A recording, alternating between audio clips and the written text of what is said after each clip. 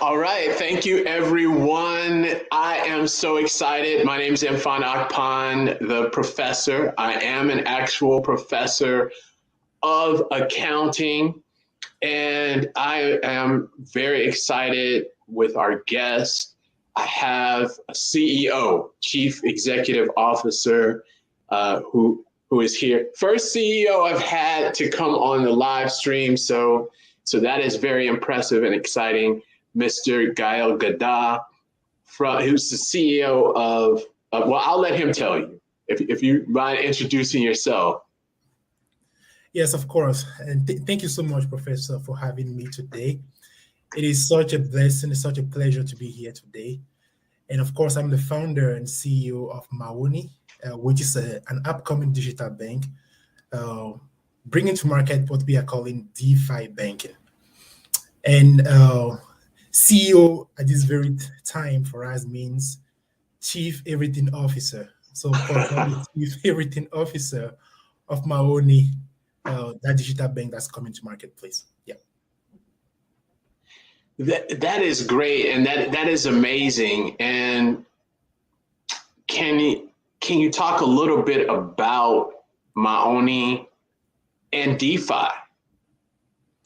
Yes, so that's a very good point. Probably I can start with DeFi and then chime into what Maoney is. What is DeFi? DeFi, that is decentralized finance. Decentralized finance. And the best way to picture decentralized finance is to think about finance in general.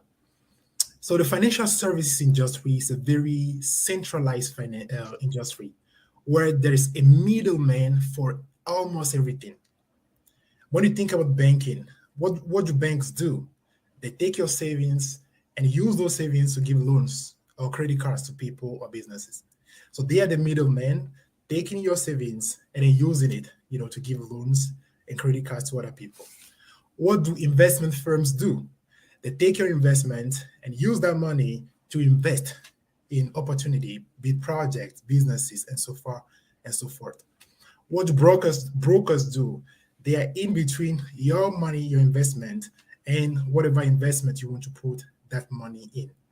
So the financial services industry, as a general rule, is full of middlemen. And what decentralized finance is doing is cutting all those middlemen out.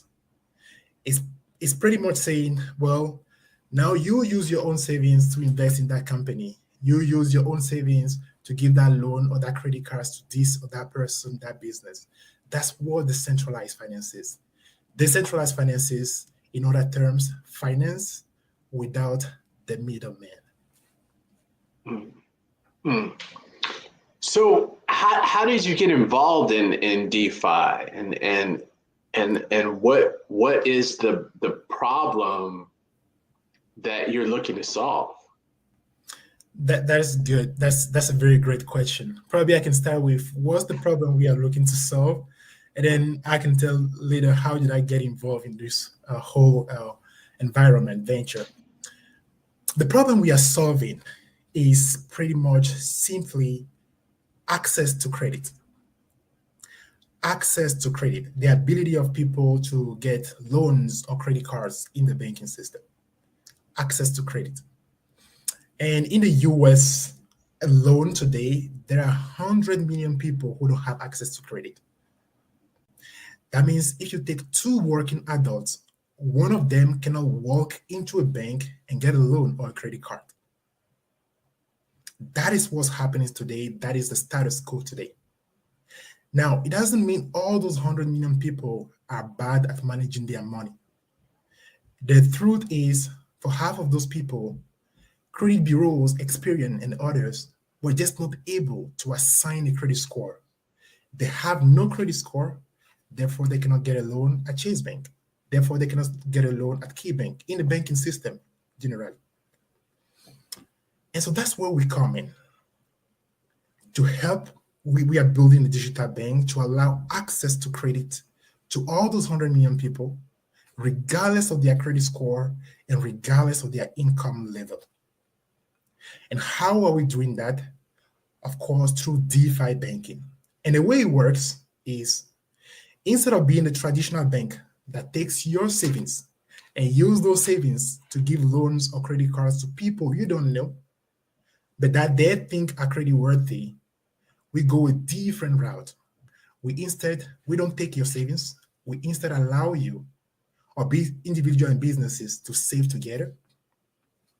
We allow individual and businesses to give loans and even credit cards to one another.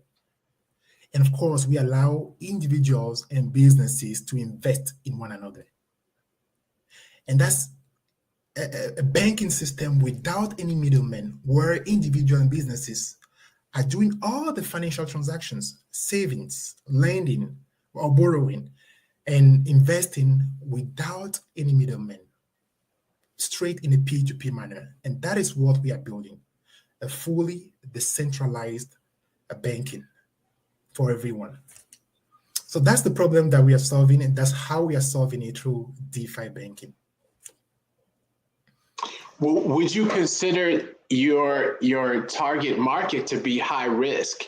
High risk in the sense that they don't have credit, right? So there's no history. Not saying in a bad sense because they don't have it, but we don't know. There's no history. So is this considered risky? That's a very good question, and happy to address that question. And of course, I did not answer the other question, which is how did I get involved? How did I get involved into all this, right? But let's start with this question first, which is, who are we serving? This is a digital bank for everyone and anyone. The other way to think about it, we can answer this question in two ways, or from two standpoints. The first one is those 100 million people who don't have access to credit. Who are there? Are they necessarily low-income individuals, all of them? Are they necessarily people who are probably experiencing some financial hardship? No, not necessarily. The data are saying that most of the people who don't have a credit score are actually middle-income people, middle-income individuals. And there are more high-income individuals that don't have a credit score than there are low-income individuals that don't have a credit score. Yes. So who are we serving? Everyone. Not only low-income individuals, but every single one. Not only high-income individuals, but every single one. Because why? Because everyone is impacted by this issue. Wow. I know you're going to answer that other question, but I just wanted to follow up. Why high-income individuals? I can give you an example, and probably that leads into the other question, which is how do we get started with this, right? Yeah. You take my own example. I'm an immigrant in the U.S., right? I came into the U.S. a few years ago, right? And every single immigrant in the U.S., and there are 45 million first generation immigrant in the U.S. today. And every single one of them in their first 3 years, in their first 5 years, they didn't have a good credit score.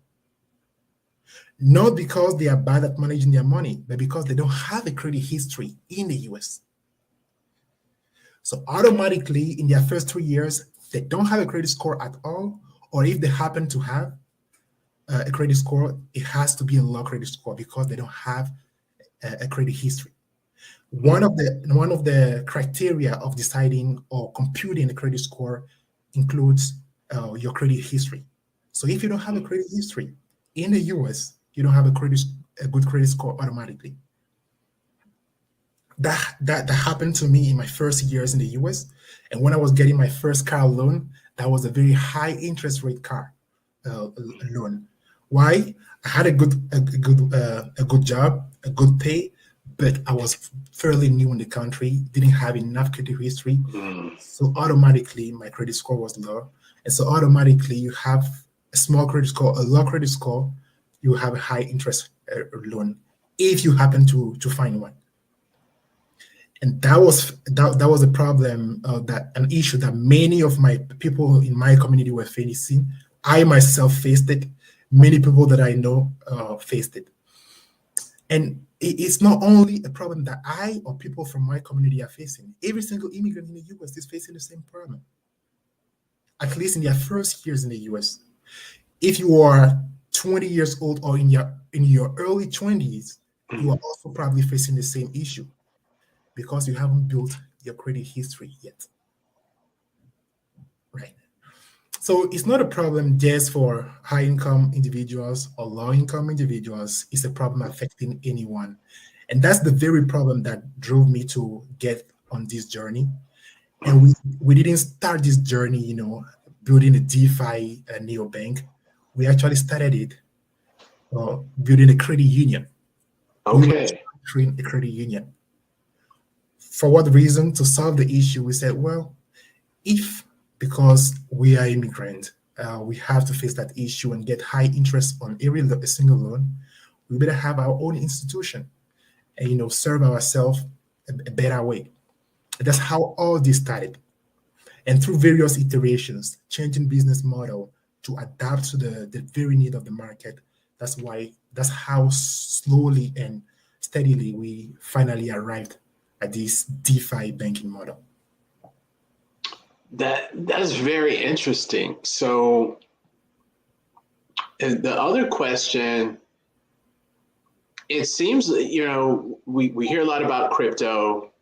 We hear, the DeFi, the social finance, the DAO. It seems very, I'll just say it seems very complicated.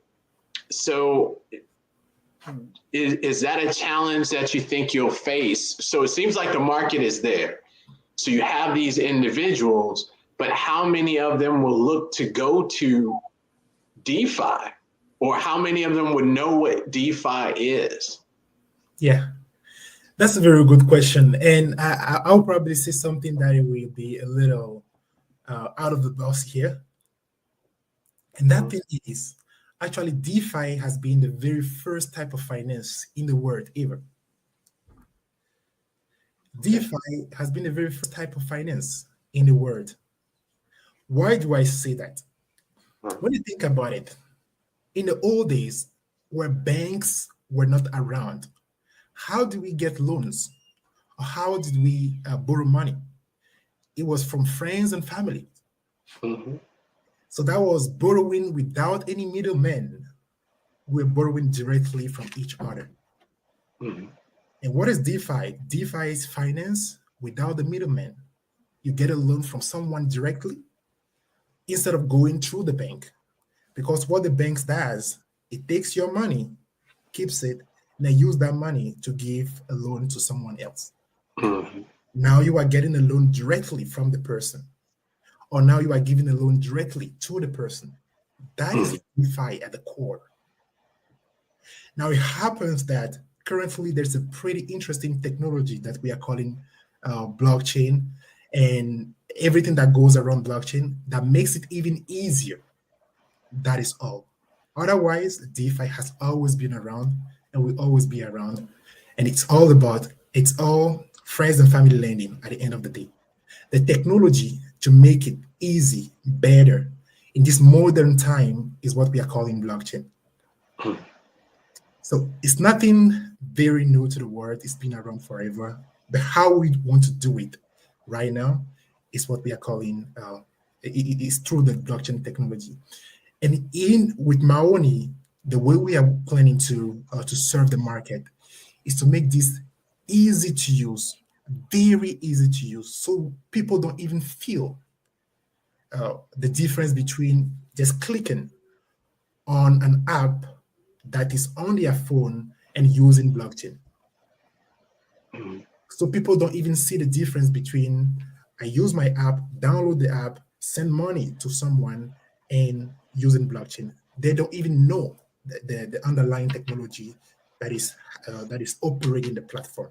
That's the type of platform we are building for people, for the market.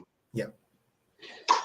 Well, I have a question because on Wednesday I had he's a musical artist from Zimbabwe, Indigo Saint. and he released a song, which is an NFT. And the NFT, so you're able to buy parts of the song in the US. He's in Zimbabwe. He's able to get, receive through crypto and things, money from this. And he's not in the United States. So my question is this global or is this only in the United States? Could I say, well, I want to lend someone money in Nigeria or Kenya or somewhere else, or even vice versa? How does it work in that way? That's a very good question. So blockchain technology can allow those cross-border transactions, be it lending transaction, money transfer transaction, and you name it. That's the very proper of blockchain technology. That is the bread and butter of blockchain technology. But however, Maoney, the way we are proceeding, the way we are getting to market is by first launching the US market. That's where we are launching first. And after our headway in the US market, then we are expanding internationally. That's just the way we intend to proceed. And because we are not our platform is not fully run on a blockchain technology, on a blockchain, but we are first, we are a very big portion of our transaction is being run through the regular Web2 platforms that everyone knows. So it's for that reason, it's for many other reasons that first and foremost, we are launching in the US, making our headways in the US market before expanding internationally. That is in our case, in the case of Maoney. Well, before I want to have one more question, I guess, on the model.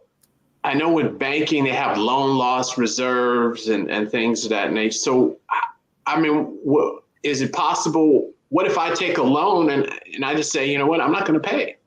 What's gonna what recourse? What's going to happen? That's a very good question. And that's the problem of every single lending business, every single banking business. And that's even why banks are using the credit system to find out who can be a better borrower. In our model, here's the way we are going about that, a non-reimbursement issue, in case people take loans and don't want to reimburse. We are solving that underlying issue through three main ways. The first way is through what we call reimbursement features. And so those are features that work with the borrower to make it easy for the borrower to reimburse the loan. How do we come up with those features? We literally did hundreds of focus group and interviews to understand why people don't reimburse their loans when they take it. It's not necessarily that they don't want to reimburse their loans. There are various reasons why they end up not reimbursing their loans. And so to every single one of those reasons, we came up with a feature to solve it. Those are what we are calling reimbursement features. Happy to get into the details of those reimbursement features later. The second way we are helping solve that underlying issue is by taking care of the collection in case a borrower defaults. What does that mean? That means, Professor, you give a loan to me, Gael. In case I don't reimburse your loan or I default on the loan, when it comes time for the payment and not pay you, Maoney will go after me to collect the money for you. You don't have to go through the hassle of going after your friends, your family members, or people you don't know to get your money back. We take care of that for you. And we do it through a digital process and through a human collection agency. And then we go even further than that by allowing borrowers to pledge any digital asset they have as collateral for the loan they are getting from you. So that means when I'm getting a loan from you, I can pledge a stock that I have, a bond that I have, a cryptocurrency that I have, or an NFT that I have as a collateral for the loan. In case I don't pay you back, the collateral will be transferred to you and even converted into cash for you. So no matter what, your money is safe through our platform. And last but not least, we are going even further by allowing people and individual businesses to convert their most common physical asset or real world assets, which is probably their car, their house, you name it, into a digital asset, an NFT, and then use that NFT as collateral for the loan they are getting from you. All that to make it easy for people to collateralize their loans and to make it easy for the lender to lend through our platform. It makes the platform safe for both the lender and the borrower. That's interesting because I know banks have the right to offset. So if you have money in one account and you owe, they can offset if you don't pay. So you're saying you can have the collateral, but and you'll physically collect. That seems very labor intensive. I guess this question is, how are you going to make money? So I can probably address the question of being labor intensive. No, it's all digital. Most of the things we are doing are very digital. So it's all online and it's all automated.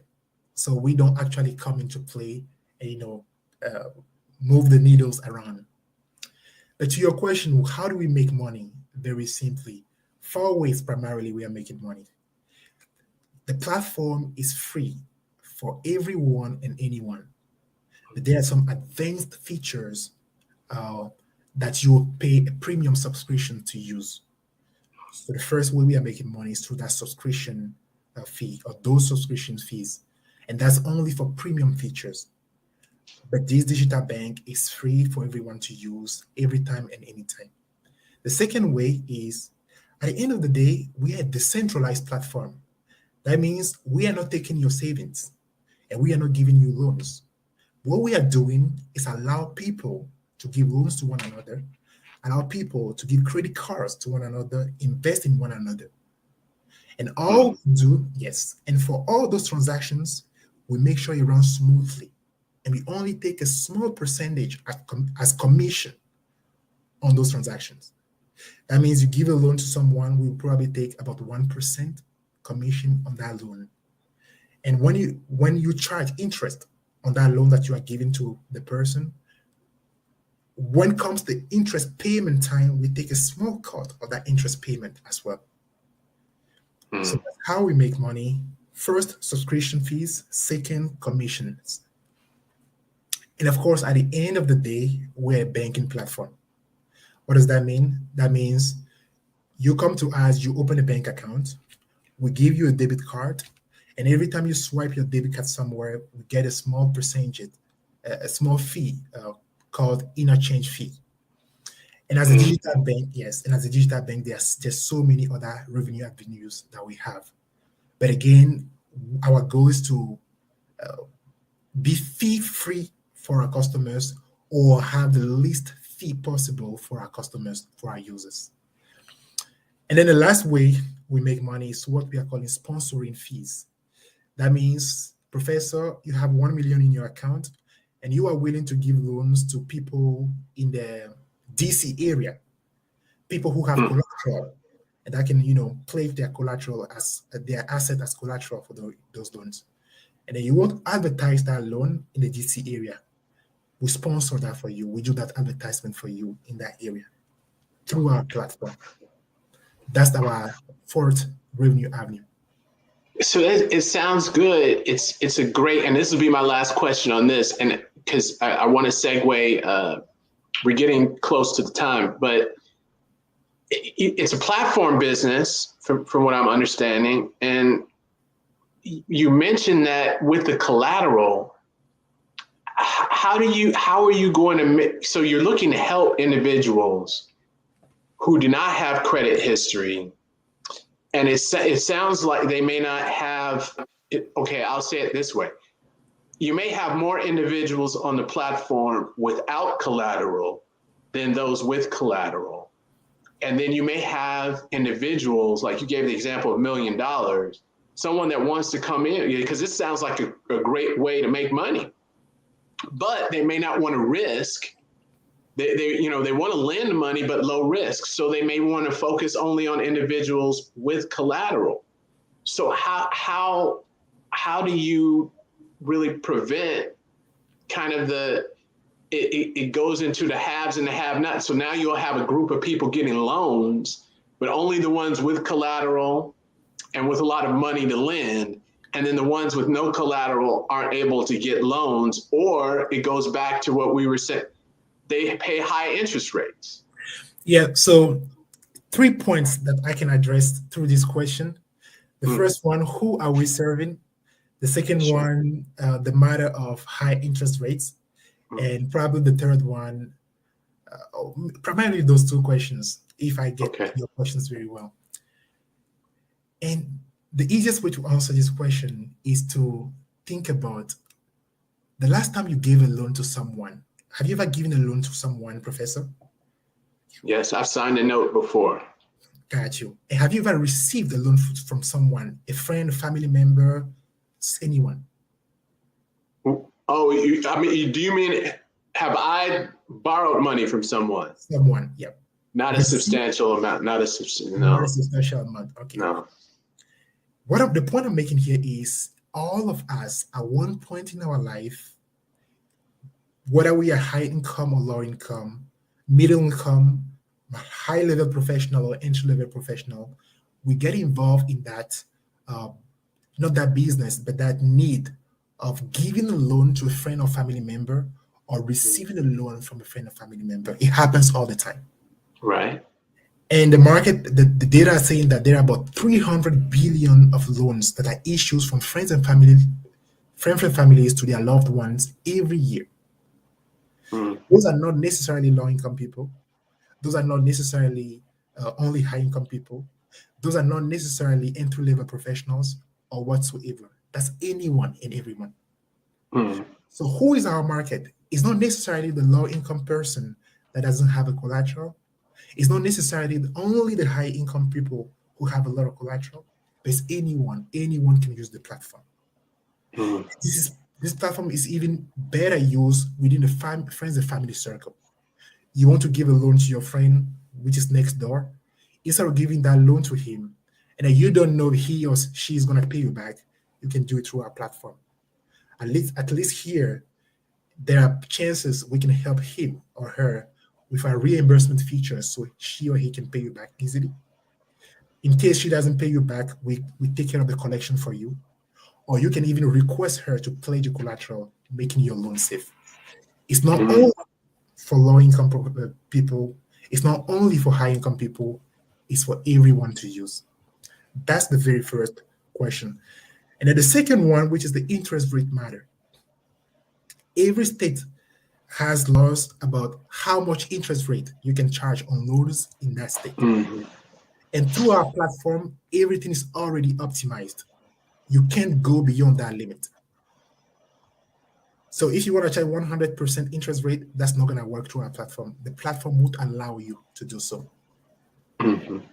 So that's how we are able to make sure everyone gets a great experience through the platform.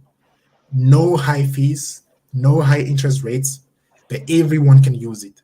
Everyone, low income, high income, every single one person can use it. Okay, that's great. Oh, we got Underdog Crypto is in the chat. Thank you. You say this very interesting real world conversation.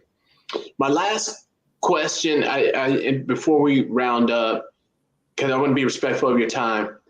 Many of my students, they wonder about fundraising, and you're looking at investors, and can you tell us about that? How much you're looking to raise, and just about that process? Yes, so we are currently raising at this very time 5 million, and we are raising it in two successive rounds. The first round of 1 million, which is ending in March 15. On March 15, so on March 15 we will close the first round, and the second round will start exactly on March 16. the second round of 4 million. For that second round, we'll be running a crowdfunding campaign. So everyone out there interested in joining our firm as investor and contributing to serve the market the way we want to serve it can join that campaign and contribute to that fundraising. And that will start after March 16. And at this time, for this first round, we are open to all angel investors, venture capital firms, and high-income individuals, which are usually angel investors.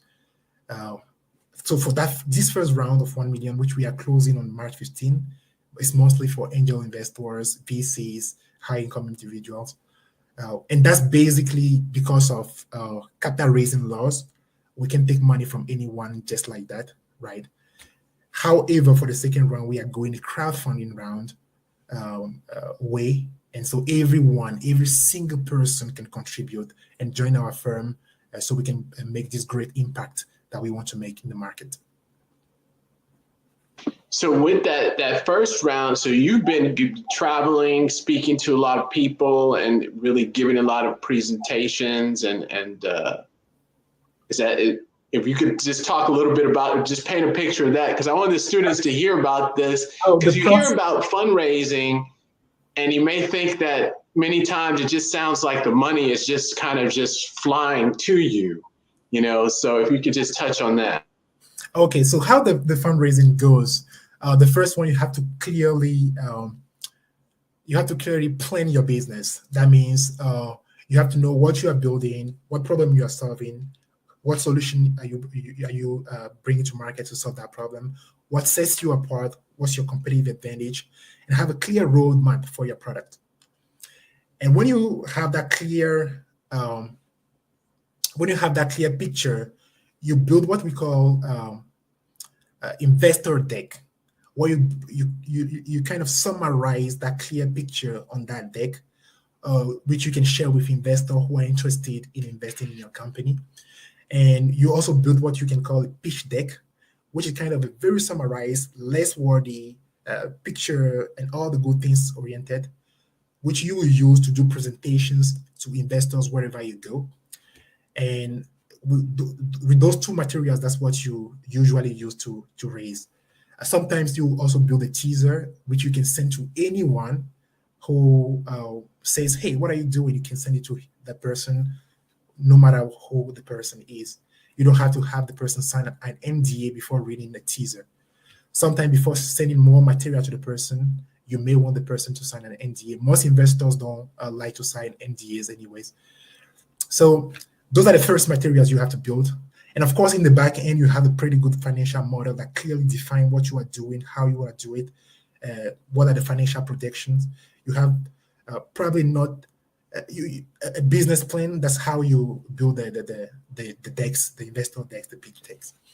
So with those materials, you go out there, you have to know what type of investor you are looking for, where to find them. There are various ways to find those investors. Happy to get in those various ways in another conversation. And then you find those investors, and then you reach out to them, set up a time to meet with them. Some will say yes, some will say no, but to the other people who say no, I usually say that means new opportunity. No new opportunity. You move to the next one. That's all. And then you move to the next one, and you keep doing your presentations. And little by little, you'll get the traction. People will be interested. Investors will be interested. Usually, when they are interested, they will sign what we call a term sheet, which is, well, I'm interested in investing this much in your company, and by the time you close this round, I will send you the check. That's what a term sheet is. And so you have them sign those term sheets for the one who are interested. And by the time you close the round, which they know, they will all send you the check. So it's a long process. It's an interesting process. It's a challenging process.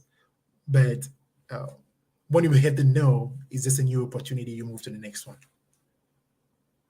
See, thank you for sharing that, because like I said, many of my students, you hear that it's just the money is just kind of flying to you, and you hear it, but there's work behind it, right? There's a great work behind. I can actually share this experience with you. when I was doing the presentation to an angel last time. He was so excited, and we had a second conversation and third conversation, and that was very conclusive. And then I was doing a presentation to another angel. He was literally almost sleeping while I was doing the presentation. Should I be mad, or what should I do? But that's just the reality. And you roll off the punches, you go with the punches, and you move to the next one, and that's the great one. That is awesome. That is awesome. That is a great story. And you sharing those experiences. I want to be respectful of your time because we're a little bit over. If you could tell everyone, where could they find out more about Maoney, about you, where you want them to contact, if they want to, I guess, invest, learn more about investing, if you could share that. Of course, the easiest way to reach out is to go through millenext.com, MILLENEXT.com. That's the website of our umbrella company. You go there, all the contact information are there, and anyone can reach out for investment purposes and much more.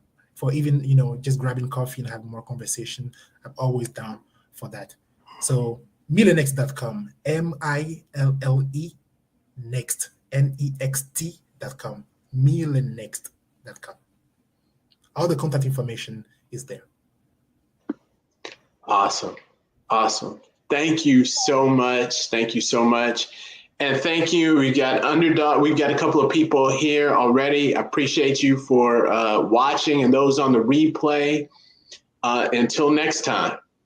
Thank you very much.